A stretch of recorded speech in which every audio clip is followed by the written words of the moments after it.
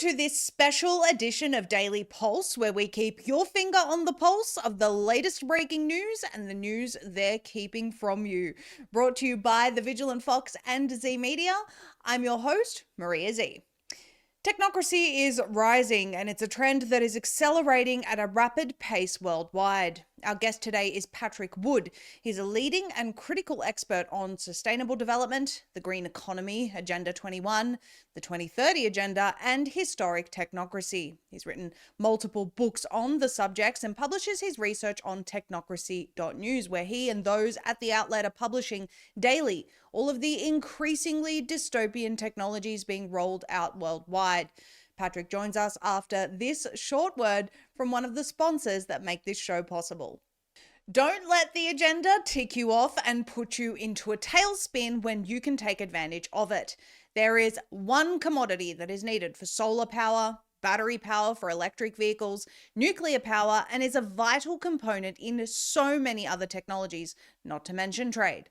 Silver is needed for all of that, and recent developments are creating an insurmountable problem for all of these industries. Physical silver is running out. These manufacturers will pay almost any price and simply pass it on to the consumer or taxpayer. What if you were the person that owned what they will need? You can be.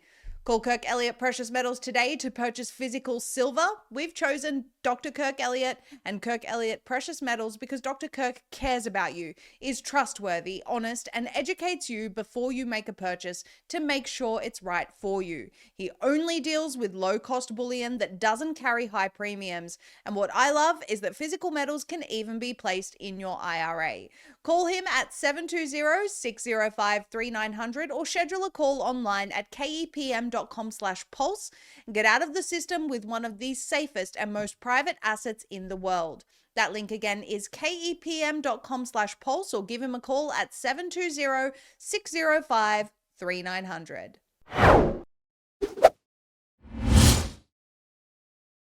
Patrick Wood, thank you so much for joining us today. We appreciate you coming on. My pleasure, for sure.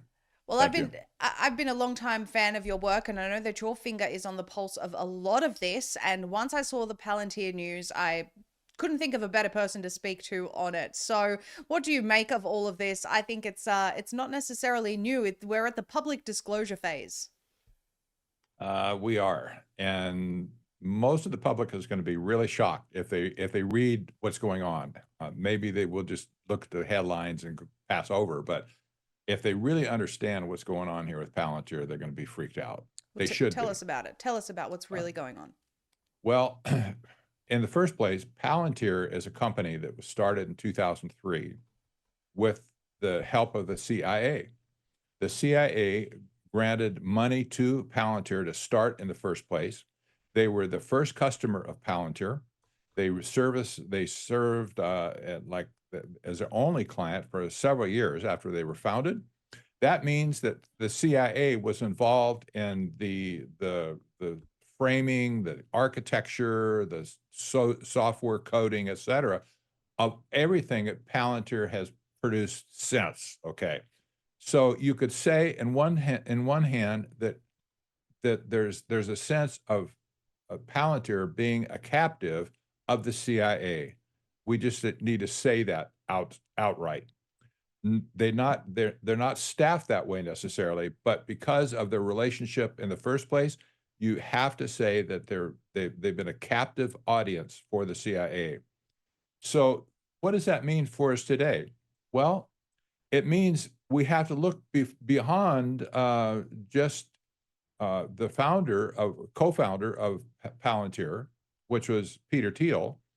We look beyond even Alex Karp, who is one of the co-founders, and we see the CIA behind the whole thing in the first place. This is a huge tell to me.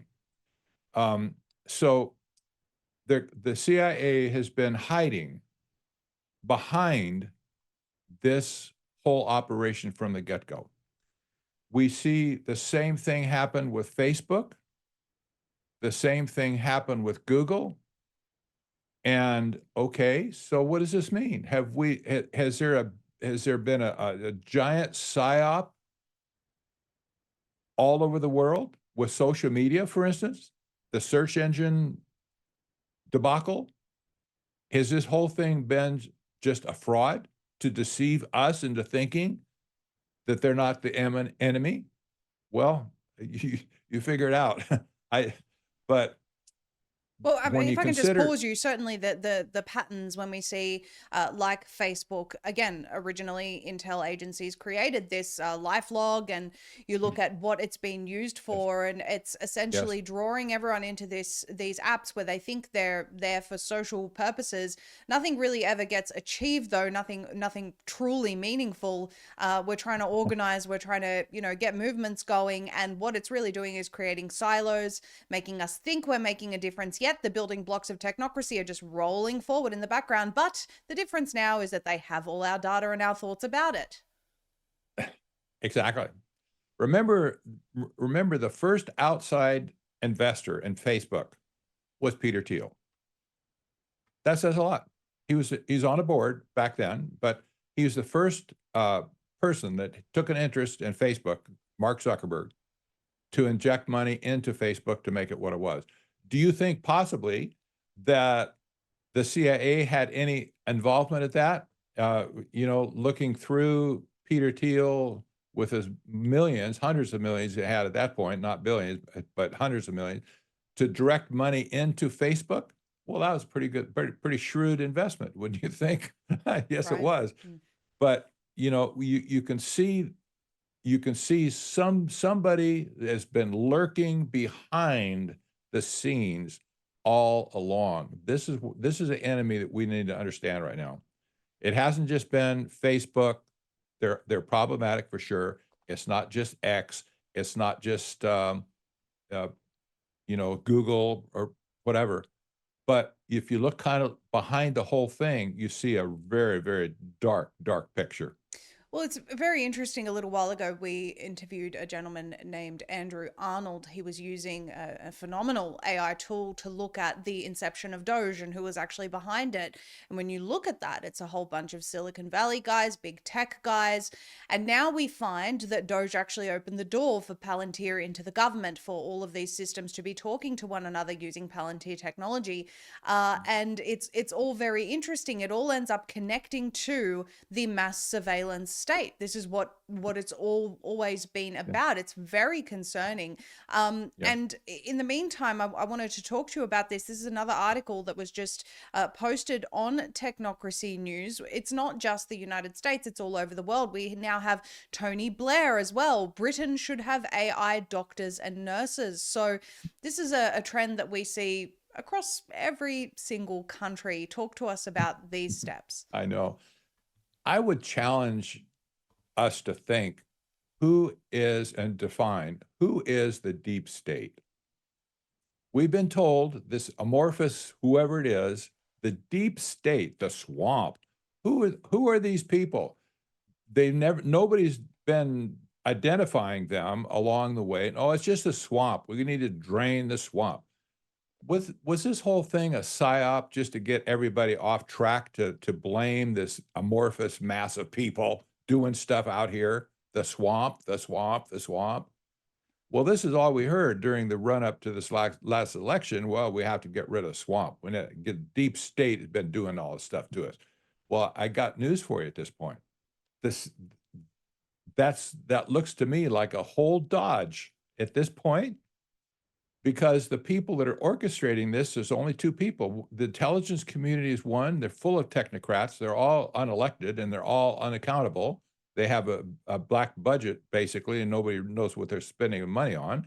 And then you have the defense industry, especially people, organizations like DARPA and so on. And is it possible that these people were these groups were so infiltrated with technocrats in the first place that these are the people that have been running everything since 2000, for instance? Is it possible that the man behind the curtain, if you will, were these technocrats by name? Okay, you just put Tony Blair on the screen. Who's Tony Blair? Well, Tony Blair was a member of the Trilateral Commission, for one. He was the prime minister of Great Britain at one point. He's been a globalist extraordinaire for years. And now he's all of a sudden he's pimping for AI to take over the medical system in Great Britain. Oh, how's that going to work out for the people? They don't want it for sure. But you see people like him raising his head to make a statement. That's my point. You look at the Prime Minister, Keir Starmer. He's a member of the Trout Commission. How about Mark Carney in Canada now? He's a member of the Trout Commission. Where do these people where do they come from in the first place? Well, these are the people that have been orchestrating behind the scenes this takeover of technocracy since 1973. They're still in the picture. These are the people that say, "Oh, I'm just like Mr. Rogers, you know. I put on my sweater in the morning and I say it's a wonderful day in a neighborhood and whatever." They want us to think they're just so reasonable and they're so, so cool, and they wouldn't hurt a fly, sort of thing. Yeah, well, I'll tell you, but Teal these is people are Bilderberg. sharks. That's right. Yeah. So now you have, let's talk, just remember that the Trilateral Commission was formed right after they went to a Bilderberg meeting in 1972. That's where they got the whole idea, and that's where David Rockefeller went. Those were his cronies. And they started the Trilateral Commission right after that with the encouragement of the members of the Bilderberg group. All of a sudden, we see that that Peter Thiel and his co-founder, Alex Karp, are not only just members of Bilderberg, but they're on the steering committee of Bilderberg, both of them. Okay, well, Bilderberg, some people say, well, they're not a policy organization, not a think tank, but it's the most influential group of people that gets together to smoke stogies and drink scotch in the back room, whatever. That's all I can say. It's a discussion group. Well, the people that are invited every year, they go through the steering committee. That's who and makes a list up of everybody that should be joining. Do you think that Palantir has undue influence with two members of the steering committee? Oh yeah, okay. So you see people like Peter Thiel, he might be a key player in the deep state at this point. It looks like he is. We need to name to these people. We need to put faces with the people that are acting against us, the people of the world. And you got to remember, these people are not Americans anymore in the sense, well, they lived here, they have a house, and some of them have houses elsewhere, but some of them live in America. That doesn't mean they're beholden to America. They have flown the coop internationally, and they serve clients all over the world. They basically have their sights set on the whole world at this point. Evidence of that was seen during the COVID rollout of the shots, when some 72% of the world population got a shot, one or more shots to combat COVID. Well, who has that kind of moxie? Who has that kind of influence? Who can Actually, get that many Palantir people was of the very, world very together to much do it? involved in the COVID shots. Yeah. So, it's incredible to me that we haven't been able to identify whoever these people are in this so-called deep state. We need to stop using that term. Just call a spade what it is. We know who some of these people are. Peter Thiel certainly at this point is one of them, and he's a nutcake in my opinion. He's totally unplugged, but he's one. Probably Elon Musk is in the mix as well, and most of the tech bros are certainly on board. Well, but that's something a lot of people don't know about Musk and X. X was some of the funders of X included Larry Ellison of Oracle. Also, first customer was the CIA. This is Yes. the guy that wants to Yes. do AI, mRNA, and Stargate. Some very, very interesting people. Diddy was behind funding X. Very interesting things that came out of a certain court case that they tried to keep quiet, but it did Yes. come out. And so when you start digging a little bit deeper, you find some very, very alarming connections. Just going back to the Tony Blair situation, this is something that I heard RFK Jr. during his confirmation hearing. He was asked about what he's going to do about rural healthcare and filling those needs. And it was essentially, well, AI, telehealth and AI nurses are going to help us with that. There seems to be this very, very quick adoption of AI in this administration. It's very concerning to me. Yes, it really is. And we need to remember, well, we need to be cognizant that this was not what Trump promised in the first place. I don't think most of the stuff he's done, except to the border, I appreciate that for sure. The border is secure now. It appears to be secure, at least in Arizona it is. But outside of that, he's been the champion at this point of AI and everything AI, all the billions and trillions of dollars that are being invested in these data centers. By the way, that's going to destroy our energy system in America. I think it'll destroy our energy grid in the end. But they'll figure out some way to put billions to, reconstruct the grid somehow. I don't know. But, Trump appears to be the ringleader of this whole thing. If he's not, maybe that's too strong to say that, but he's like Moses in the sense that he's parted the waters of the Red Sea to let these soldiers come in, if you will, the technocrats to come in and take over our system. Will the waters close again? Who knows? But I'm just using that as an example. At least that Trump has been the cheerleader to get these people in place in the first place, and they're serious about taking over our country. When you talk about the possibility of AI running major systems in our country, like the Social Security Administration, like the IRS. Do you really want a machine looking down your back, your neck all the time, 24/7, and making rulings on you? I Yeah, don't think so. and I guess here's the thing. Perhaps his intentions are not evil. He is Yeah. from an older generation, perhaps doesn't understand a lot of this tech, sees dollar signs, and of course, it will make a lot of people very rich. It will make America temporarily prosper from these decisions, although in the long term it will be the destruction of this country and every country that adopts this model, because then you're talking job losses. We recently had the Anthropic CEO say he expects 50% of white collar jobs to be gone in the next 1 to 5 years. Then you have universal high income that Musk proposes. What's that? That's a social credit system where you're doled out money depending on your behavior. I mean, this is terrible. And then you talk about Palantir, which does scrape social media information, banking information, even though they deny it, all sorts of information about your personal life linked with Social Security, the IRS, everything. You're forming profiles on people based on their behavior and their political ideas and thoughts and everything. Yes. By the way, this was part of the requirements of technocracy going back to 1934. The engineers of that day that crafted technocracy, it's first Columbia University, and then it's spun out into an organization called Technocracy, Inc. Those people at that time, they understood there was only 7 requirements that would be necessary for technocracy to succeed.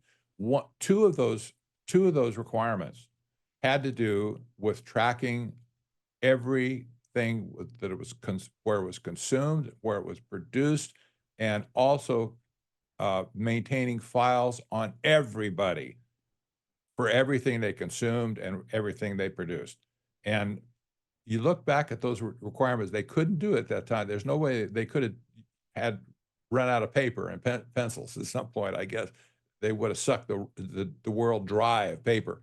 They couldn't do it, but now they can.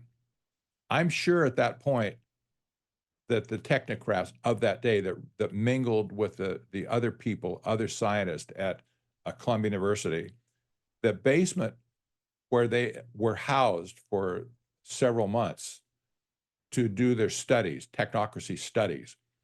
That basement was also occupied by the earlier iteration of IBM. That's where the first tabulator was created, with the brainiac data scientists of that day. They were creating the tabulator that was sent into Nazi Germany at that point to make sure the trains went on schedule and to do statistical analysis with the punch cards and all that kind of stuff. IBM sold that, didn't sell it to them. They leased the whole thing to Germany, and they leased technicians with it, and they had to, all the supplies had to be supplied by IBM. That was an operation of IBM all the way. But nevertheless, the brainiacs creating technocracy on this side of the basement were rubbing shoulders with the other brainiacs on that side. There was no common wall between them. They were all friends, basically. And they had drinks together, they had lunch together, etc. And they caught the vision. Apparently the technocrats got the vision at that point where the trajectory of automation was headed. And we're here now. We've rode this horse until now, and it's so powerful at this point that it can't be stopped.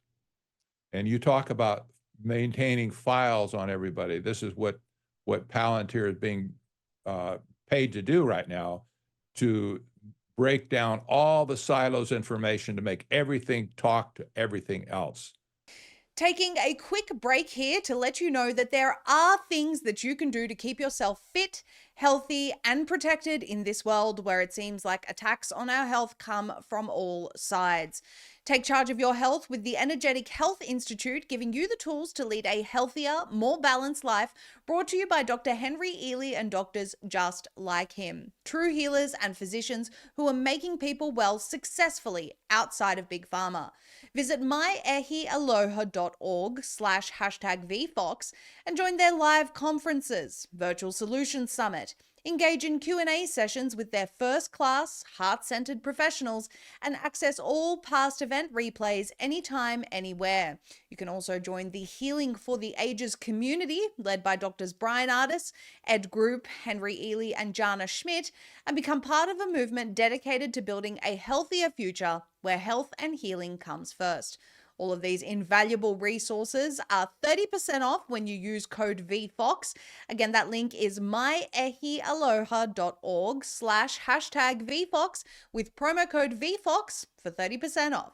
I just want to show this to everyone again. We covered this earlier in the week, but Palantir was, in 2018, secretly deployed in New Orleans to test its predictive policing technology. So this story really goes that they had a problem with crime. Palantir was secretly deployed. It started sifting through all this information about people to predict crime. And I want to bring this up for everyone as well. People get really upset when I criticize Javier Milei, but I had my suspicions about some of his moves very early on. You can see this article from The Guardian 9 months ago. Argentina will use AI to predict future crimes, but experts worry for citizens' rights. And at the moment, he's currently under fire, and he's denying the allegations. He's saying that his new intelligence plan, basically, the allegation is that his new intelligence plan could enable surveillance of journalists and politicians. Now, he's denying this, much like the UK denies that they're silencing speech. I mean, everyone knows they're doing it. Yes. And so we just see more and more of these leaders doing this now, incorporating all of this. Go on. This is a trend. You can see this in every populist movement around the world. Doesn't matter where the populists were first defined in any country. When they get a champion, they mount that champion to get the election, whatever it is, and get elected. That champion uniformly, I don't have to put a name on it necessarily, but every time in the world, those champions bring in technocrats to run everything, and they screw all of the people in the populist movement in the process of doing it. Argentina is just one country. We've seen it in Italy. We've seen it in Germany almost. We've seen it in Great Britain. The populist movement, they were well-meaning at the first, and they just were, maybe they were just naive or whatever, or maybe it just is meant to be that the technocrats somehow figured out a way to swoop in to take over the whole country. Yes. And voila, they once it happens, you can't go back. You can't, the populists are just left holding the bag, so to speak. This is kind of what's happening right here with us. The populist movement in America they're going to be increasingly upset with this loss of freedom. It doesn't matter how much money you have. You can have all the money in the world, you can amass money and put it in the bank. You'd be happy with it, whatever. But if you can't do anything with it, if you're going to be monitored, if you have no freedom at that point, what's the point? We're all in this country. We're all about freedom and liberty. That was the message in the first place for the populist movement. Hey, we want to return our system to one that grants freedom and liberty liberally around the country. But if you don't have that, what's the point of having anything else? Just doesn't matter. Right. And when you say, I suppose maybe it's still difficult for people to envision some of these things. When you're talking about a database that's tracking your speech online, your social security, it's inside the IRS, it's inside social media, it's inside everything. You're talking about a Chinese style social credit system, but probably infinitely worse. And people may say, well, yeah, I've amassed this money and it's great. Okay, how do you pay your electricity bill? You pay it based on the fact that you have access to your bank account. Well, what if your bank account access is limited because, no one can go and hand a bag of cash to their electricity company or a bag of gold. You have access to your online banking based on your behavior. I've personally been on the receiving end of not having a bank account because of my speech. So it's very, very quick when they decide to switch you off because you're intolerable. Yes. And let's just say that President Trump is really on our side, and he's going to he's tolerating these people, but he's not complicit and whatever.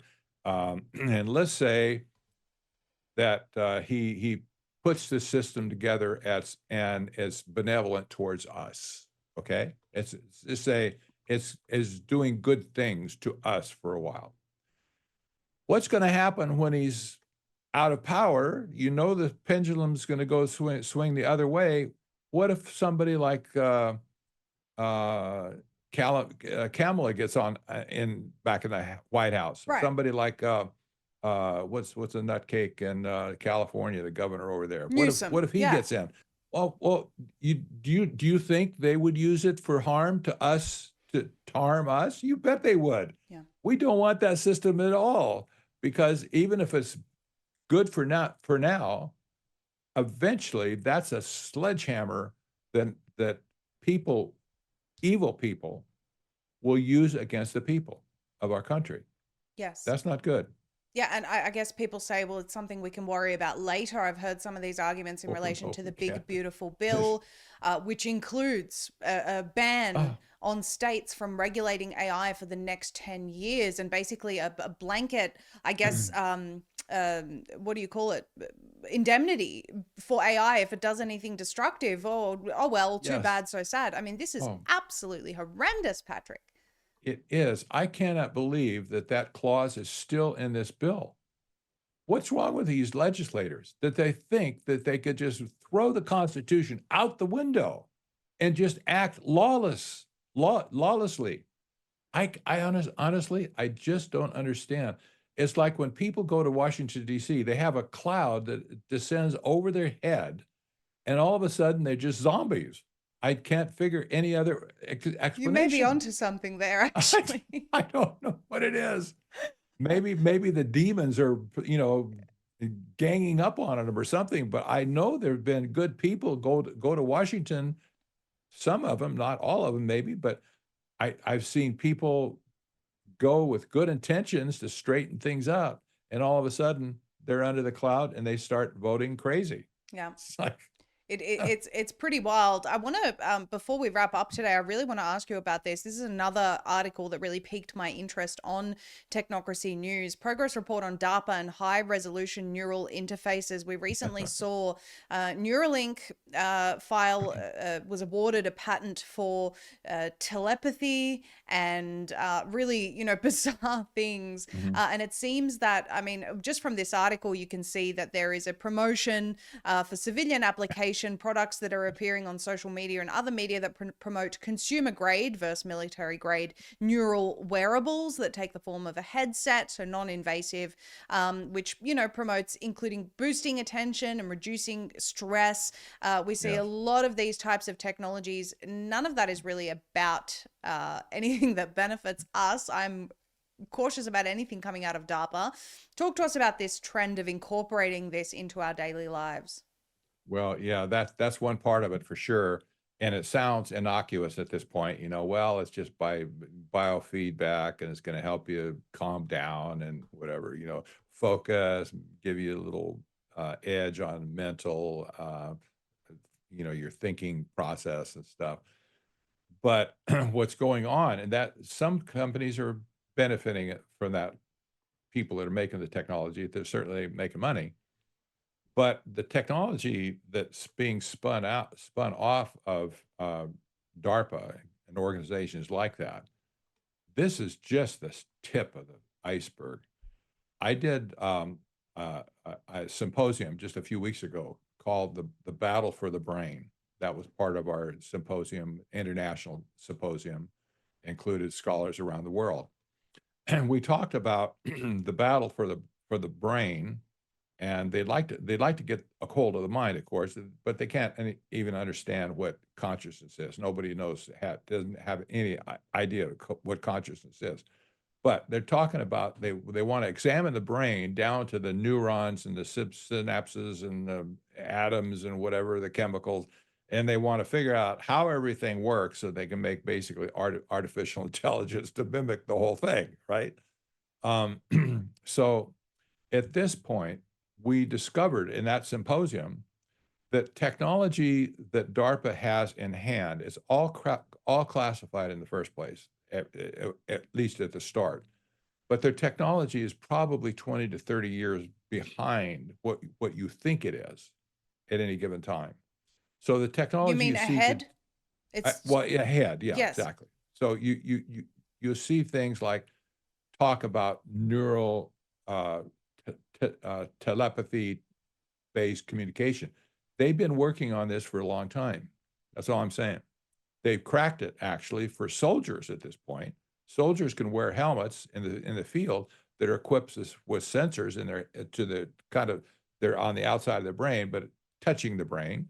And the soldiers, for instance, can use their brain to direct the direction and the swarm of drones, for instance, just by using their thoughts. Well, that's interesting. Well, they're also talking now about when within a squad of soldiers, for instance, usually that's like 10 or 12 people in a squad, where the squad can communicate by telepathy to each other.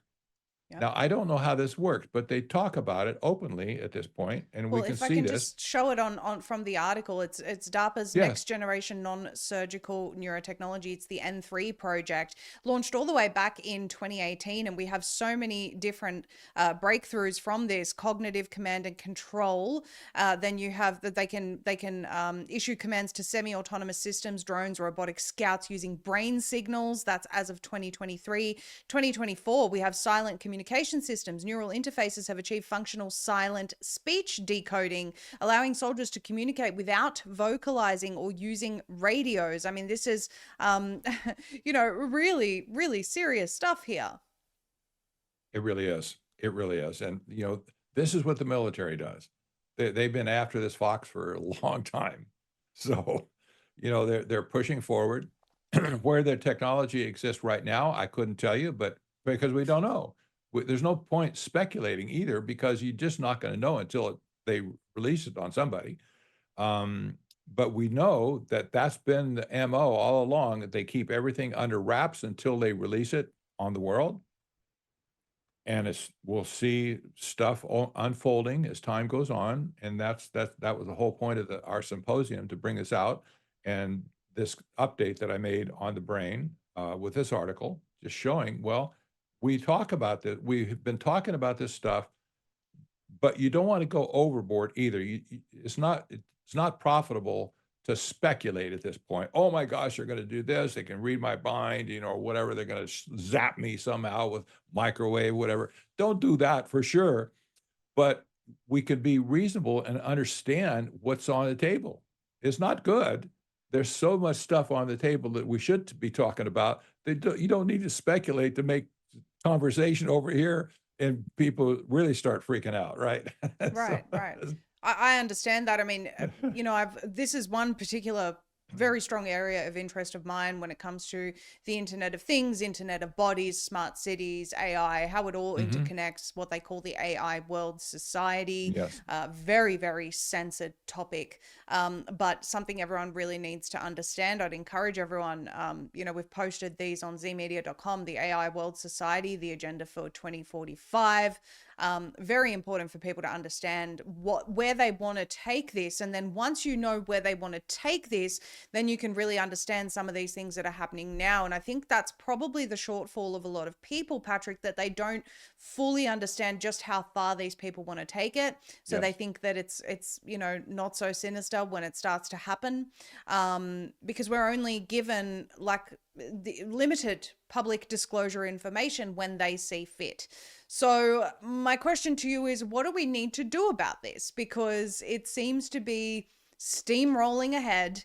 The beast system, if you will, is being built all around us. Seems like very difficult to escape right now. It really is difficult to escape. And at this point, we're all captured in one sense, because they know who we are, they know where we live, and they know basically everything about us. However, I think there's going to be a growing consensus, not consciously, but I think we're going to see a consensus where people are going to start rebelling against this technology and against the people who were foisting on us in the first place. The Peter Thiels of the people of the world, the Elon Musk of the world, the Jeff Bezos of the world, et cetera. Jeff Bezos, not Bezos doesn't run Amazon at this point, but Amazon is coming out with robots to deliver the packages from the electric vans that they have in service.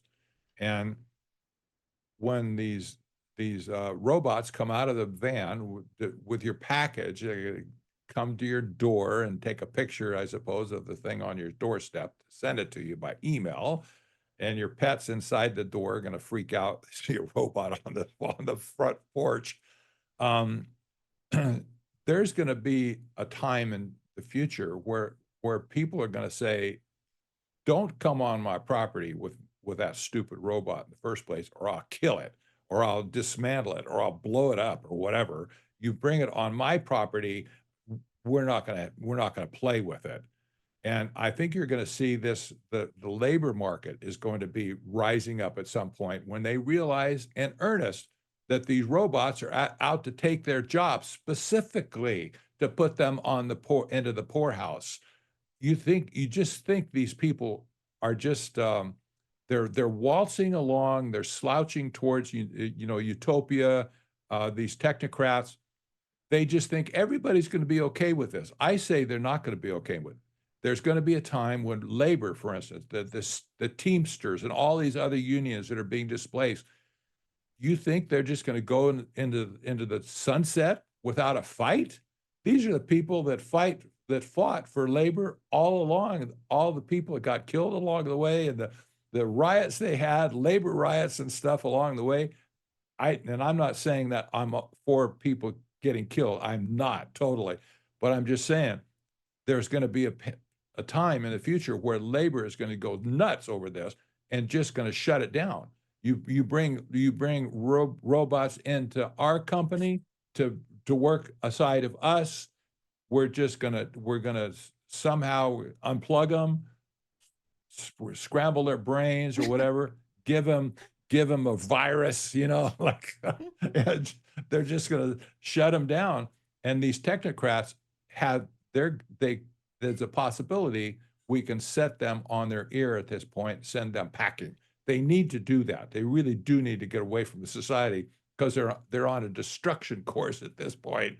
If we let them go far enough, they'll create such chaos in society that it won't matter if they get their scientific dictatorship in the end, because we'll all be destroyed anyway.